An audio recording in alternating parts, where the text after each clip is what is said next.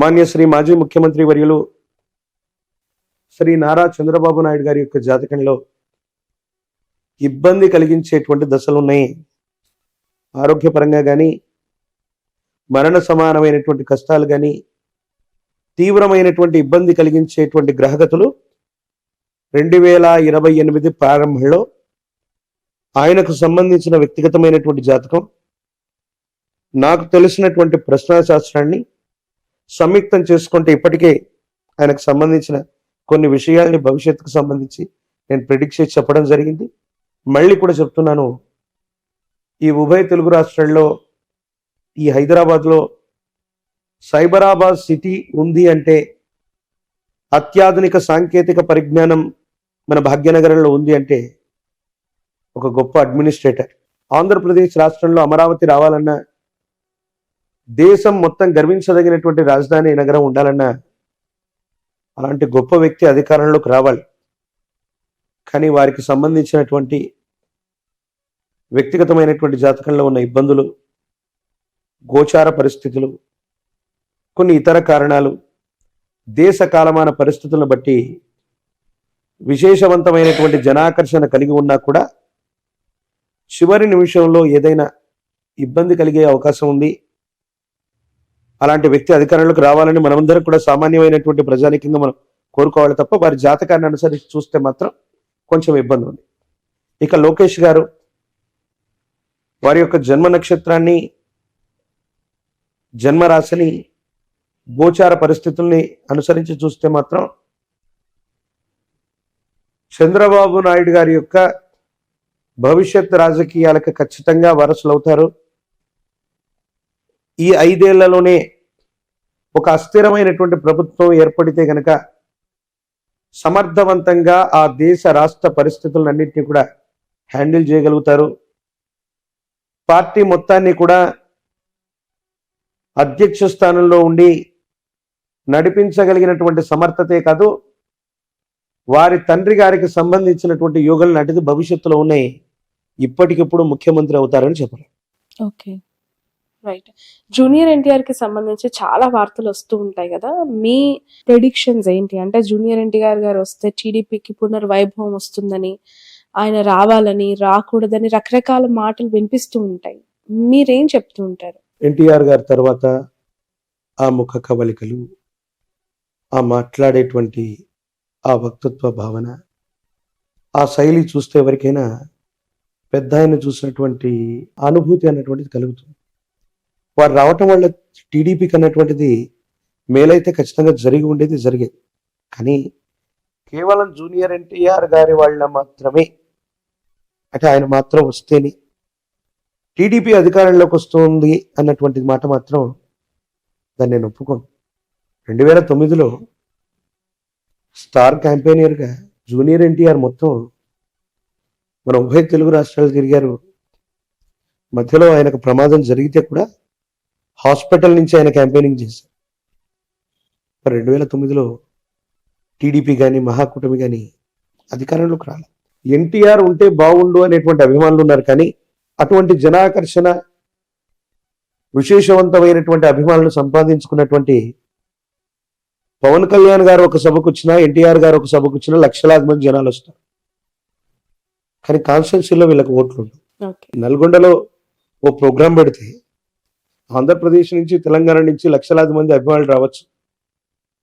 ఆ వచ్చినటువంటి లక్షలాది మంది అభిమానులకి వీళ్ళు పోటీ చేసేటువంటి కాన్స్టిట్యున్సీల్లో వాళ్ళకి లేకపోవచ్చు.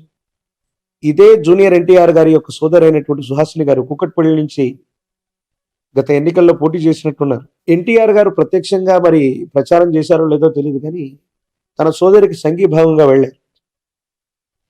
కేవలం ఒక్క జూనియర్ ఎన్టీఆర్ గారు రావటం వల్ల తెలుగుదేశం పార్టీ చరిత్రను తిరగరాస్తారని కాదు, తెలుగుదేశం పార్టీ అనేటువంటిది అదొక గొప్ప చరిత్ర. 40 సంవత్సరాల క్రితం ఆనాడు ఉన్నటువంటి ప్రత్యేకమైన పరిస్థితులను బట్టి తెలుగు వాళ్ళ కోసం ఒక ప్రాంతీయ పార్టీగా ఏర్పడి దేశ రాష్ట్ర రాజకీయాలన్నింటినీ కూడా ఇచ్చేసినటువంటిది ఎంతోమంది కార్యకర్తల యొక్క బలం ఉంది. జూనియర్ ఎన్టీఆర్ గారు రావటం వల్ల అడిషనల్ ప్లస్ అవుతుంది తప్ప వారు మాత్రమే రావటం వల్ల ఈ పార్టీ నిలబడుతుంది అన్నటువంటి దాంట్లో అంటే వాళ్ళ అభిమానులు బాధపడచ్చు, వారి అభిమానులు ఇదవ్వచ్చు. ఆయనకు ఆ ఉద్దేశం ఉండి పార్టీని బ్రతికించాలన్నటువంటి స్థితిగతి ఉంటే ఈ పార్టీకి ఎప్పుడో వారు వచ్చి ఉండేవాళ్ళు. నాకు తెలిసి ఆంధ్రప్రదేశ్ కాకుండా సమీప భవిష్యత్తులో తెలంగాణకు సంబంధించిన రాజకీయాల్లోకి జూనియర్ ఎన్టీఆర్ గారు వచ్చేటువంటి అవకాశం. అంటే తెలంగాణకు సంబంధించినటువంటి తెలుగుదేశం పార్టీ ఇక్కడ కొంచెం చాలా తక్కువగా ఉన్నటువంటిది ప్రస్తుతం ఉన్నటువంటి పరిస్థితుల్లో. సమీపమైన భవిష్యత్తులో ఈ కుటుంబ సభ్యులందరూ కూడా కలిసి తెలంగాణకు సంబంధించినటువంటి విభాగం ఏదైనా జూనియర్ ఎన్టీఆర్ గారికి ఇస్తే అది మంచి అడ్వాంటేజ్ అయ్యే అవకాశం ఉంది. తప్పనిసరిగా ఒక మంచి రాజకీయ నాయకుడిగా ఆయన రాణించగలిగినటువంటి యోగ్యత, ఆ పరిపక్వమైనటువంటి గుణాలు ఉన్నాయి. ఇది ఏపీ లేదా ఉభయ తెలుగు రాష్ట్రాలు మొత్తం జరగకపోవచ్చు, తెలంగాణ రాజకీయాల్లో క్రియాశీలకంగా ఉండేటువంటి అవకాశం అది కూడా ఇప్పుడు అని చెప్పలేం, సమీప భవిష్యత్తులో జరిగితే జరగచ్చు. రైట్. ఇక్కడ బీఆర్ఎస్ పరిస్థితి ఏంటి? కేసీఆర్ గారి ఆరోగ్యం కావచ్చు, కేటీఆర్ గారి లీడర్షిప్ అవ్వచ్చు, ఇకపై ఆశ్లేష నక్షత్రం, కర్కాటక రాశి, అష్టమ శని ప్రభావం ఒకటి కేసీఆర్ గారి యొక్క జాతకంలో ఉంది. గురు సంబంధమైనటువంటి బలం తక్కువగా ఉంది. ఆరోగ్యం, వ్యక్తిగతమైన జీవితం, భద్రతాపరమైనటువంటి విషయాలు, వీటిలో కొన్ని ఇబ్బందులు వచ్చేటువంటి అవకాశం ఉంది. ఇప్పటికే వారికి ఎముకలకు సంబంధించినటువంటి సర్జరీ కూడా ఏదో జరిగినట్టుగా ఉంది.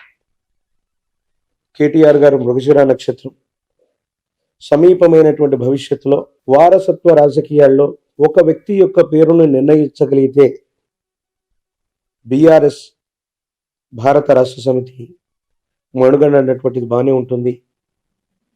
కానీ కేసీఆర్ గారి యొక్క జాతకంలో మళ్ళీ ఆయన నేతృత్వంలోని బీఆర్ఎస్ ముఖ్యమంత్రి లేదా మళ్ళీ మూడోసారి ఆయన అధికారంలోకి వచ్చేటువంటి స్థితిగతులు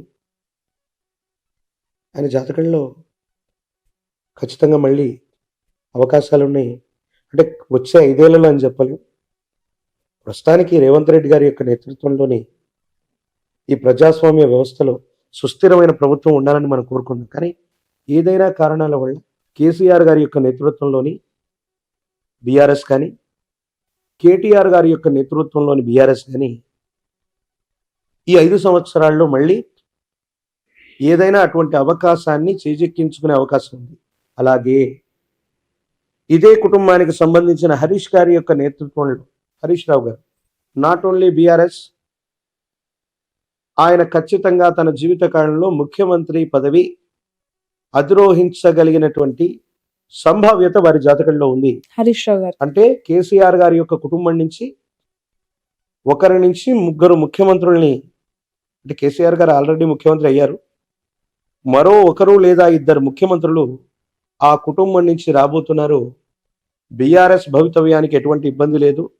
టీఆర్ఎస్ బీఆర్ఎస్గా మారిందనో, బీఆర్ఎస్ టీఆర్ఎస్గా మారిందనో ఇది జరుగుతుందని చాలా మంది మాట్లాడుకుంటారు, అది వేరే సంగతి. హరీష్ రావు గారు, కేటీఆర్ గారు భవిష్యత్తులో ముఖ్యమంత్రి స్థానాన్ని అధిష్ఠించగలిగిన స్థితిగతుల్లో ఉన్నారు. కానీ హరీష్ రావు గారు బీఆర్ఎస్ నుంచే ముఖ్యమంత్రి అవుతారని నేను చెప్పాను. Okay.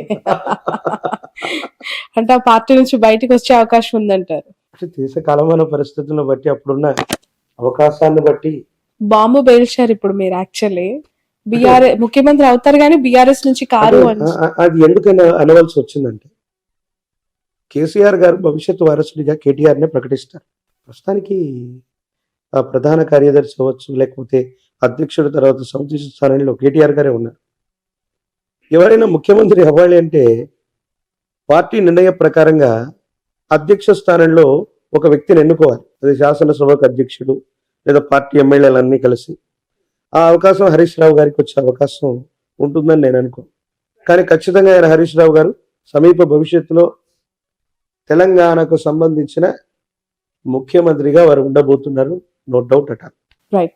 Thank you so much for your valuable time అండి. చాలా విషయాలపైన మీ అభిప్రాయం మాకు తెలియజేశారు. సంతోషం అమ్మా. జై వీరబ్రహ్మ, జై గోవిందమ్మ. ఇప్పుడు ఆపరేషన్ లేకుండానే మోకాళ్లకు ప్లాస్మా ట్రీట్మెంట్. మీ ఆర్థోపెటిక్ సమస్యలన్నిటికీ రోబోటిక్ టెక్నాలజీ ద్వారా తక్కువ ఖర్చుతో శాశ్వత పరిష్కారం. Free consultation. ప్రతి ట్రీట్మెంట్ పై 20% డిస్కౌంట్. ఈ ఆఫర్ కొద్ది రోజులు మాత్రమే. త్వరపడండి. V9 hospitals 9281465842.